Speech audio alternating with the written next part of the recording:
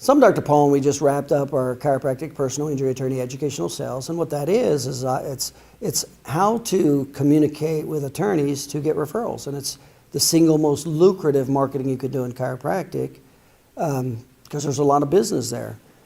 So we covered that in great detail. And this was a workshop, so it was kind of hands-on. So we're here with Dr. Mike, and you've been in practice how long? 12 years. 12 years, okay.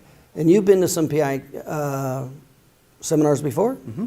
And how would you rate this to all your PI seminars? No, this is great compared to everything else. In which way? Why? Well, I learned a lot, especially the workshops when we were drilling. Yeah. You got to learn what you were doing wrong, what to say, what not to say, so that way you won't lose your attorneys. Yeah. So in other words, we went through all the categories of what you need to do, right? Yes. And then not only what you need to do, but what you better not do. Correct. Okay? Because you now probably realize more than ever, there's certain things you better not do or say, or you'll lose the business. That's okay? right. And just the same, you also learn there's certain things that you better say and do to stimulate and get the referrals, don't you? You Yep. now know the formula, don't you? Correct. And it's not just one thing, is it? Nope. It's a multiple of things, yeah.